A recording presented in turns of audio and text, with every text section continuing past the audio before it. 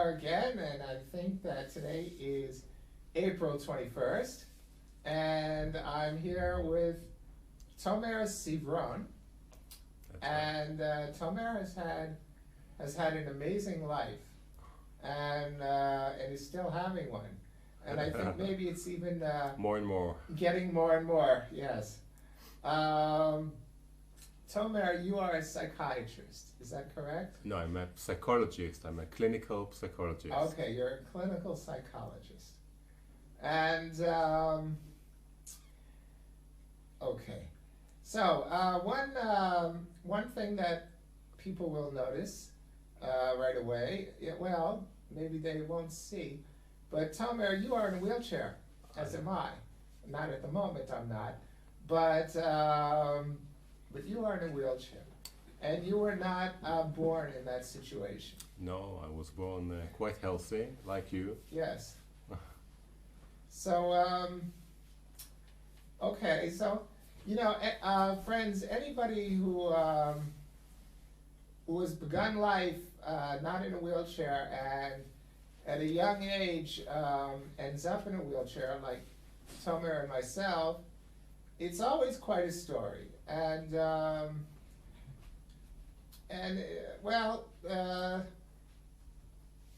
me a little bit about yourself even before what, did you have an accident like I did? Yeah, I had an accident. I was 21 years old. Yes. It was towards the end of my army service. Yes. And I had an accident with a jeep. Ooh. Yeah, so the jeep turned over. Turned over, yeah. Repeatedly. And I was just thrown out of it, and apparently landed on my back, and one of my neck spines. One of your spinal vertebrae. Yeah, in the neck was injured. Yeah, well, actually, the spinal cord was injured. Yeah, in the neck. Yes. And in less than a second, life changes dramatically, and I found myself in a hospital for 8 months. At the beginning, unable to move, nothing really. Yes. And then the first few weeks, some movement began to return, especially to my right side. But then it got settled, and after 8 months I was out of the hospital in a wheelchair. Okay. That was more than 30 years ago. More than 30 years ago, more or less my time as well. Yeah. Okay. I notice, whereas I'm in a what's called a tall back chair for quadriplegic. Yeah. You are in a low back chair. Mm-hmm. And as far as I can tell, your chair is for a paraplegic, not a quadriplegic. Is that correct? Well, in a way, yes. I am a paraplegic, but a partial one or a non-complete one. Yes. That's because some of the nerves survived the injury. Yes. So the level of functioning of my body functioning Yes. is higher than if it was a complete injury. Thank God. Okay. Thank God. Thank God, yeah. And as a matter of fact, the level of your injury, handicapped people will know this terminology, and able-bodied people won't. But the level of your injury is quite high. I mean, what are you? What you are? What's called C6. C6, which is a 6. cervix. Yeah. The cervical bone, which is what? Where is it on the neck? Well, it's I think it's right below this thing we have here. It's about here. Okay, so it's pretty low on the neck. Uh-huh. Which is why and that's a very important subject, actually, because the level of the break very often will determine how much use a person will have Sure. with their arms and their legs. So Yeah. you being C6, you're in, I could say, excellent condition. Yeah, that's very much thanks to the last 10 or 12 years in which I'm working very hard and in various ways on my body. And my body today is much stronger and healthier than it was 10 years ago. Well, Tomer, you look great. Thanks. Let's see. You are 53, 54? 53. 53. Yeah. You don't look 53. You actually, a man at 43 would be looking very good if he looked as good as you do. Really? Thank you. And so what you're doing is paying off, and we're going to get into that in a little while, what it is you're doing. Yeah. So you had like a normal childhood in Israel? Yeah. Normal childhood, yeah. I was born in Israel, normal childhood. Brothers and sisters? Yeah. One brother, one sister. Okay. And a good childhood, yes? Like a middle class, sort of happy childhood, would you say?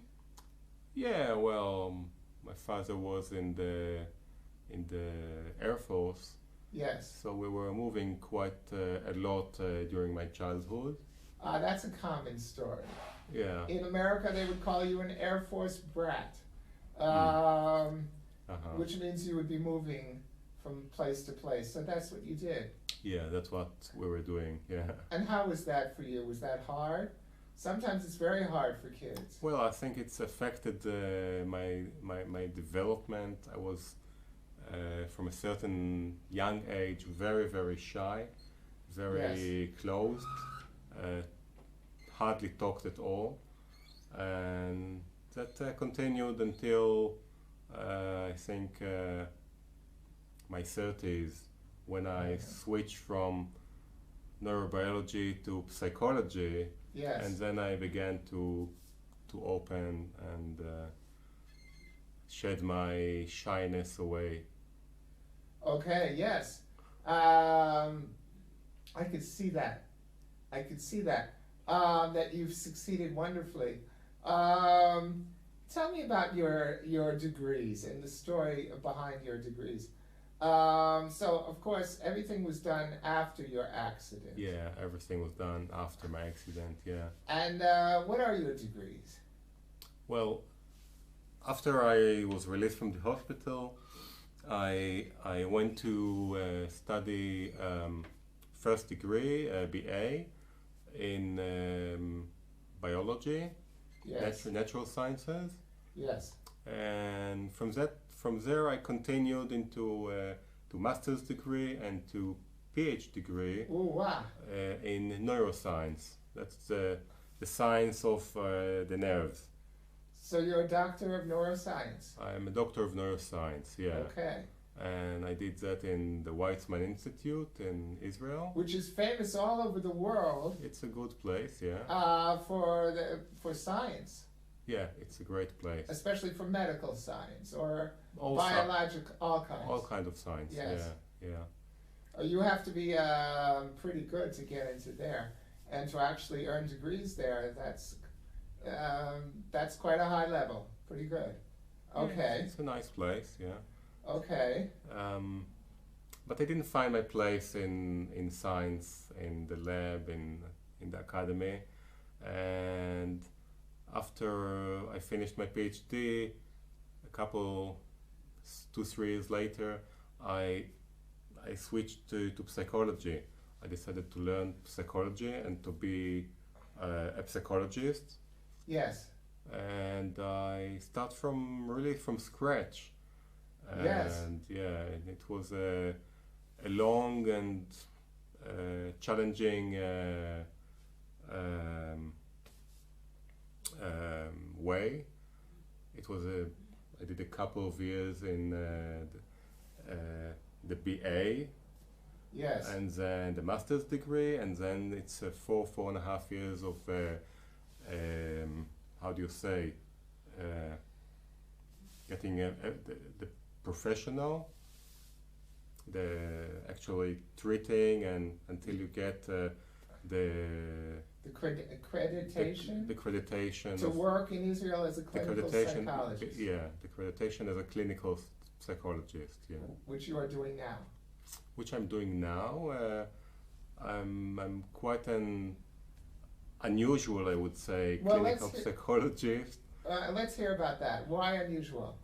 Well, because the last, I would say, 7 or 8 years, my path has led me to more and more spiritual and energetic experiences, and the way I see the world now today, and the way I'm treating people, is really spiritual, clinical. It's not really clinical like most clinical psychologists would treat Yes. the patients. I see a more holistic picture in the man, in the patient sitting in front of me, and it's a, you know, all of us are consist of a body, how would you say, nefesh? Nefesh is The mental, the psychologist part. the psychological, the mental aspect, the psychological aspect. Yeah, and we are also Nefesh would be maybe body soul, like sort of. yeah, but soul is more like Neshama. spiritual. Yeah. Yes.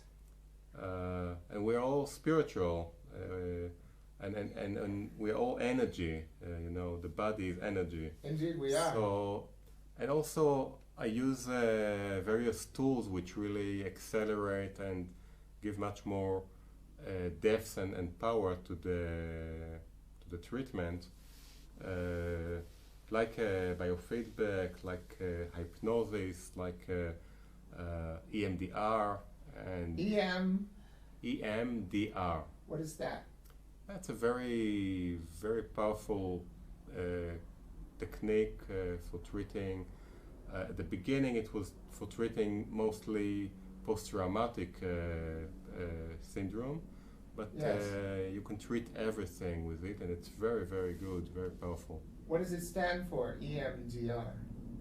Well, it's eye movement. It's Yes. treating. It's treatment through eye movement.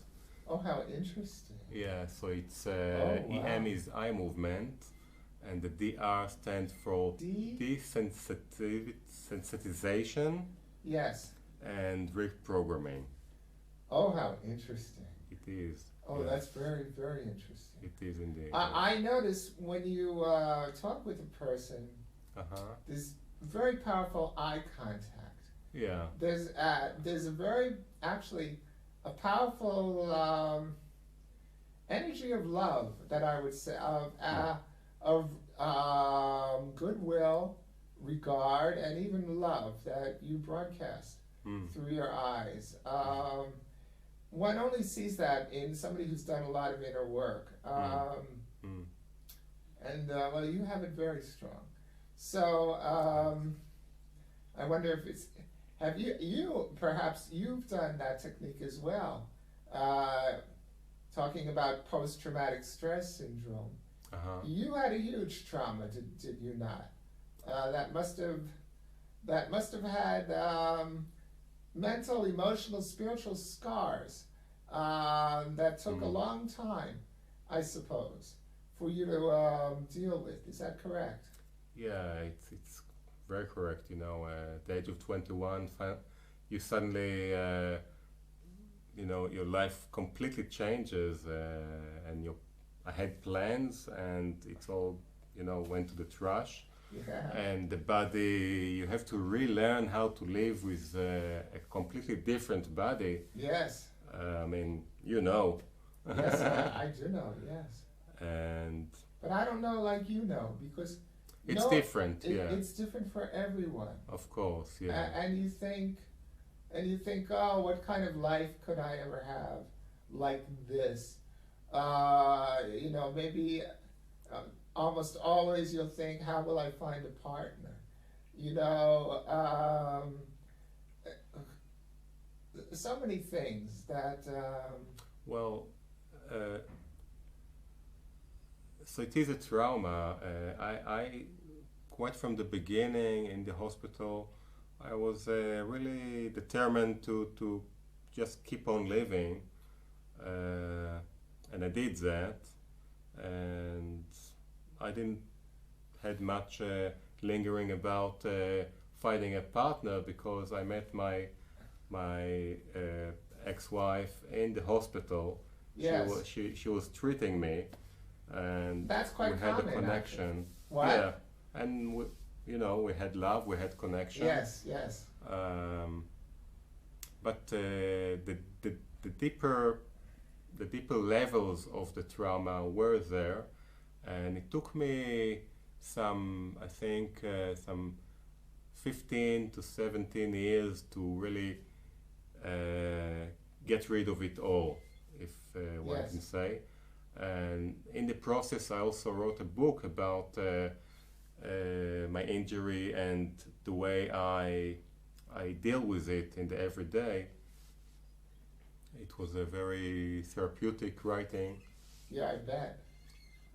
But today I'm really. It's not only I'm accepting, my body and the accident.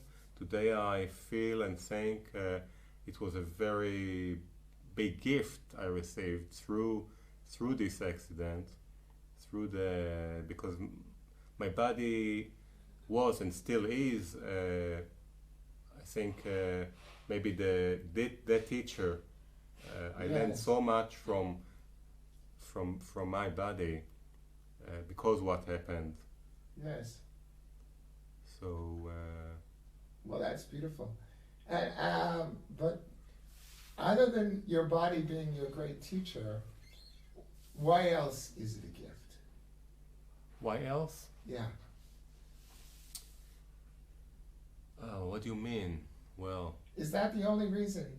I mean, that's quite a statement. Actually, I could perhaps make that statement myself, that my accident, after many, many years, I could see it as more of a gift than a loss.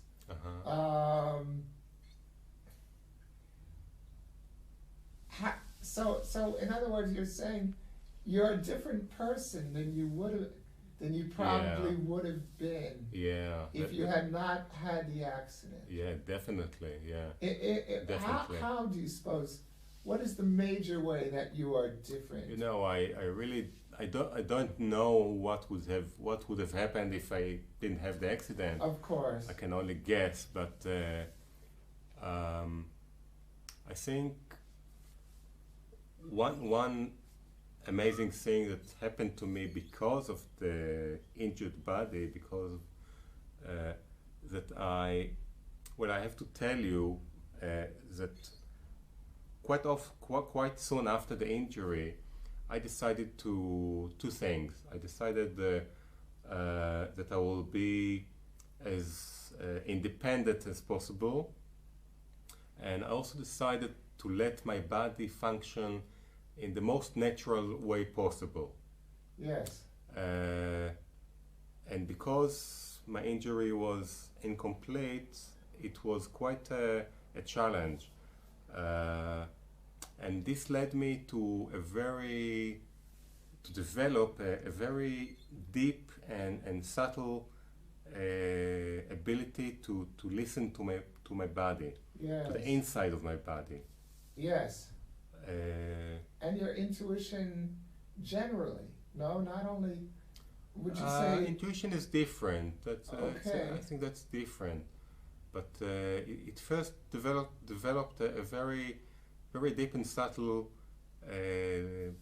listening to my body. Okay. And it went on and developed, and it still is. And this is one very big gift, because so when I do meditation, I can feel deep in the body that most people can't feel. Yes. And sometimes, you know, it's you can't prove it, but sometimes I can feel down to the cellular level. Yes. It's really deep. Yes. And so this is one gift. Another gift, another way that I'm different in what I think I would have been, though I don't know, is that all this spiritual development, Yes. which also very much related to the body and the way I use the body.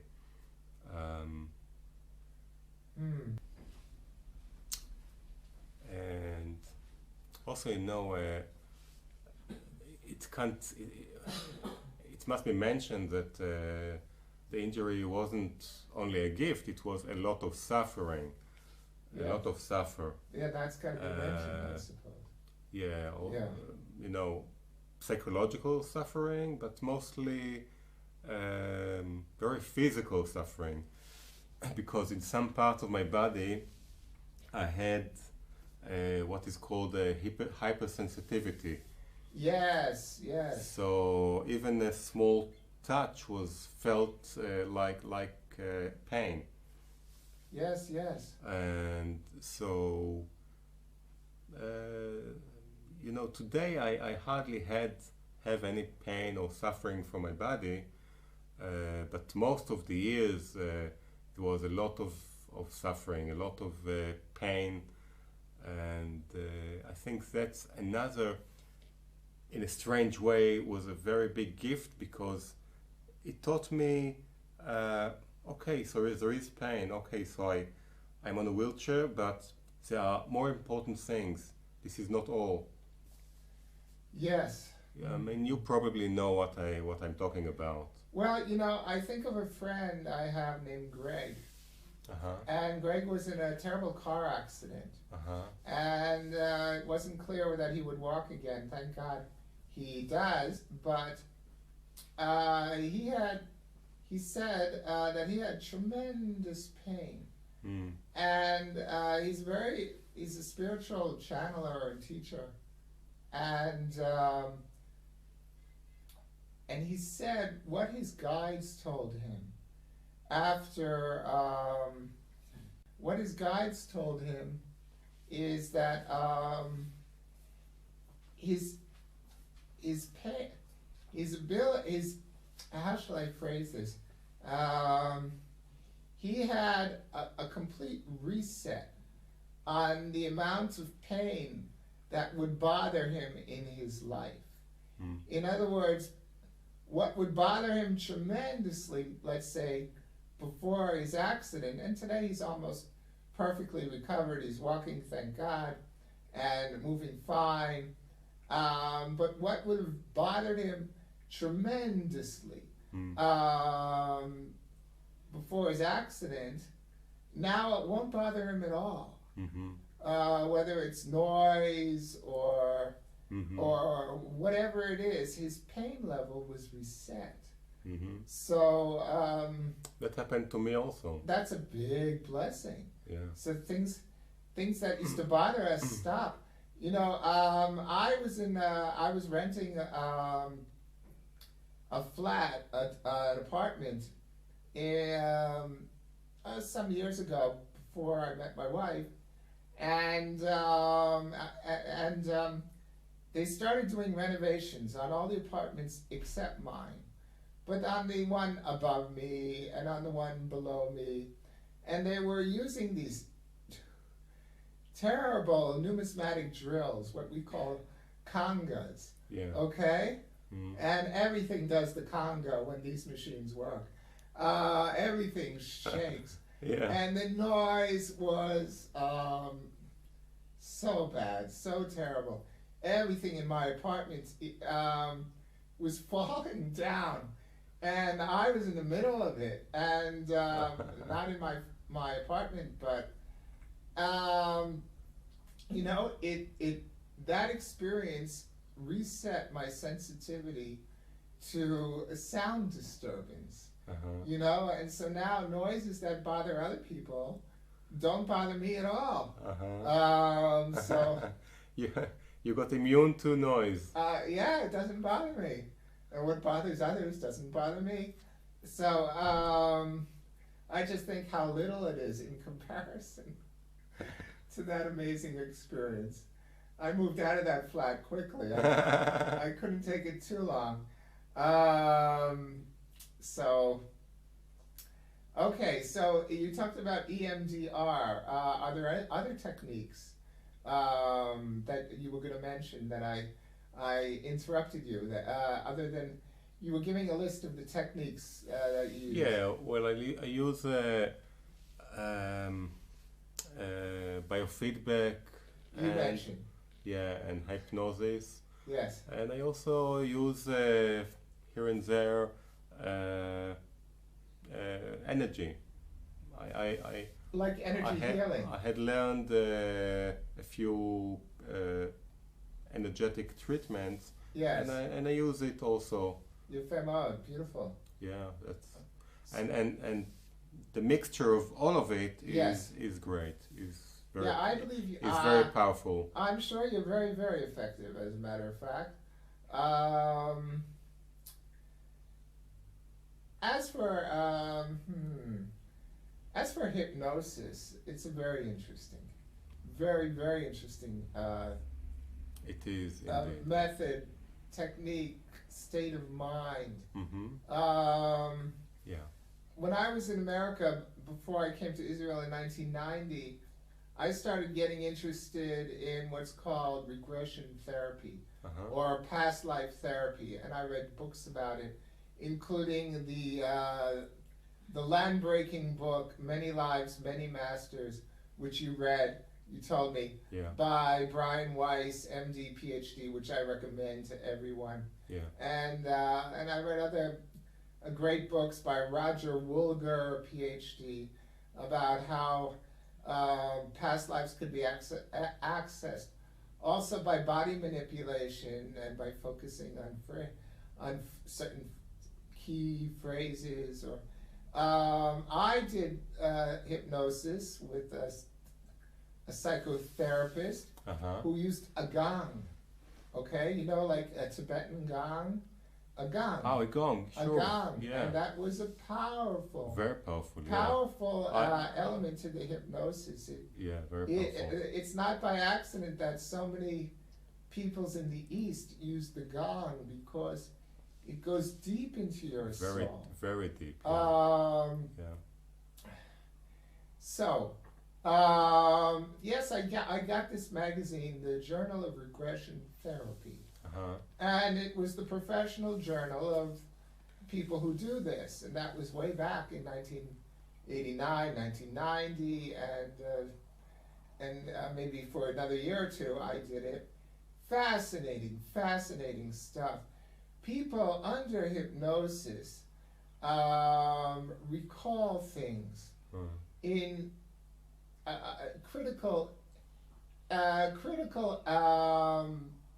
moments and traumas and events from past lives that still affect our current life. And that's why very often those are the memories that come up for them, because those are the memories that are important for them today.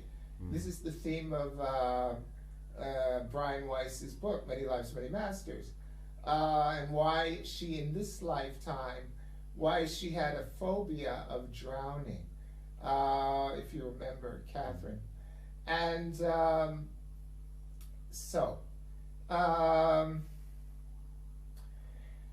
you don't do that very much. Is that correct? Yeah, I don't do very much regression therapy. I use hypnosis in a different way. I use hypnosis, I would say, in a positive way. Not in, Not recruiting, past memories, but yes, rather doing work here and now, mostly, yes, like changing, you know, habits that people want to change, changing thinking patterns that are okay. harmful. Oh, very Uh, nice. yeah, and from time to time, also, of course, there are traumas, specific traumas, but are remembered, which are still affecting uh, people, and then I go to the trauma and do some work there. But I don't so much, recruit lost memories. Okay, I Because the memory is a very flexible thing.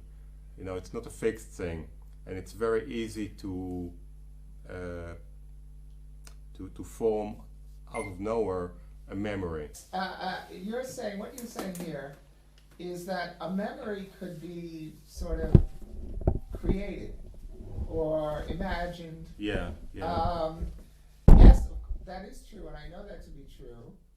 But not only created, memories can be changed, and Yes, we change memories all the time, we I think. change. Memories change over a period of time. But one of the things I do in hypnosis is change memories in a controlled manner.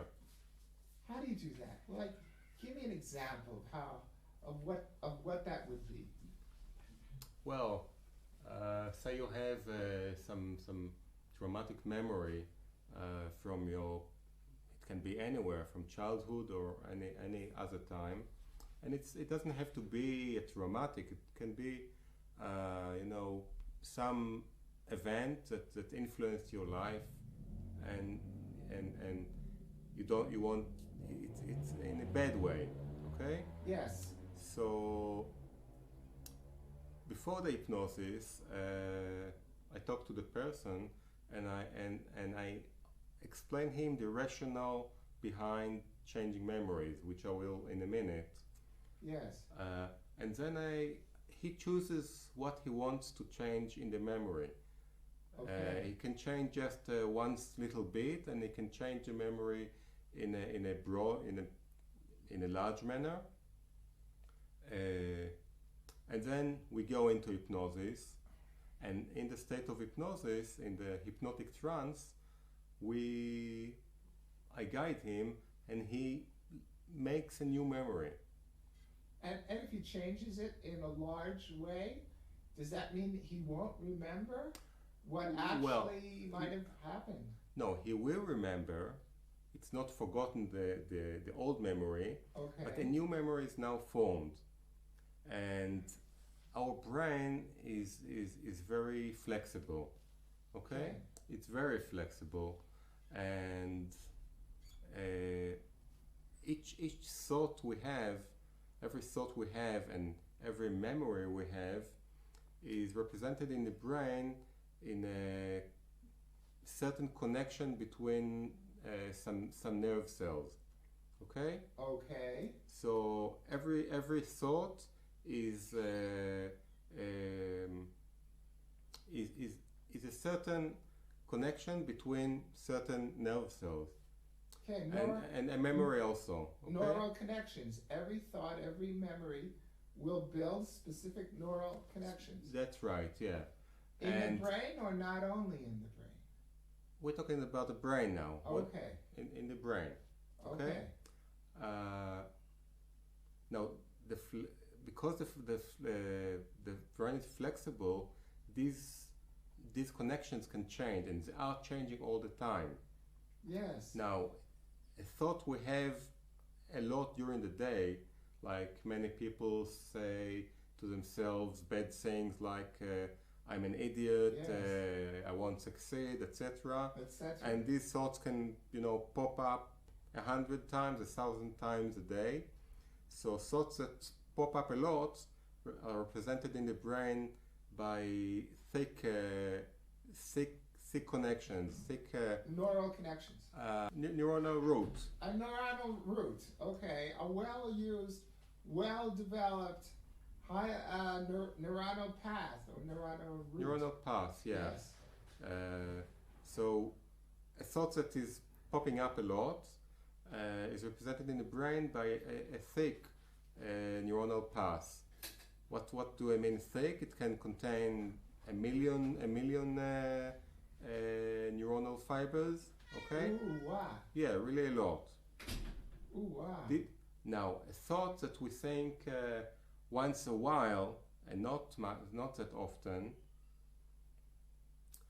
is represented in the brain also by a neuronal path, but a very thin one, Yes. which contains only maybe a few fibers.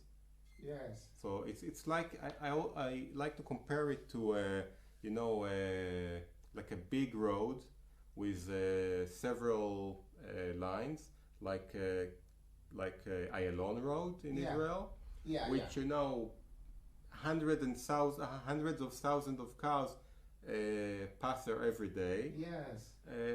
Compare that to a side road in the mountains, which every an hour or two a car passes. So this is the difference. Now, because of the plasticity of the brain, the flexibility of the brain, it can change. And if we stop thinking that thoughts which pops a lot, Yes. if we move from it to another thought, then this path will begin to shrink. Yes. And now, if we think another thought instead of I'm an idiot, if we think no, I'm smart, and we begin to think that, then this narrow path will begin to thicken. Okay. Yes. Yes. So this is the plasticity of the brain, and the same happens with memories. So once we create a new memory, Oh, wow. so there is a new path formed. Wow. And now if we go on and we rethink that memory, this path will thicken and will be more dominant. Okay? Oh, And this okay. traumatic memory, which we now replace by the other one, will start to shrink. It will not disappear entirely, but it will become much less. It will not affect us as much, if at all. Okay. Well, that's fascinating. Yeah, and in the hypnotic trance, these things are happening in a much more powerful way. If we do it like we're talking now, which is a normal state of mind, then it will not be powerful at all. But in the hypnotic trance, it's very powerful. Very interesting. Yeah. Okay. So it reminds me of a very famous movie, What the Bleep Do We Know? It talks about Yeah. this to an extent, as I recall. It's quite an old movie already. Mm. That's fascinating.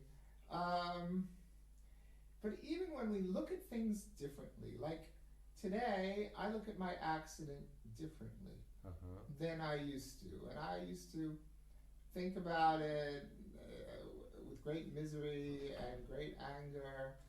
And now I look at it completely different. Mhm. And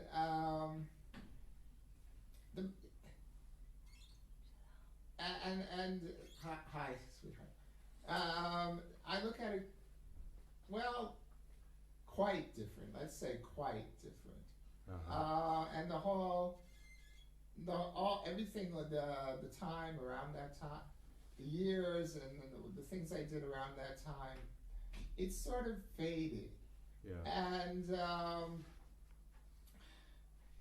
what I'm trying to get at here is when we look at things in our past differently, Mm-hmm.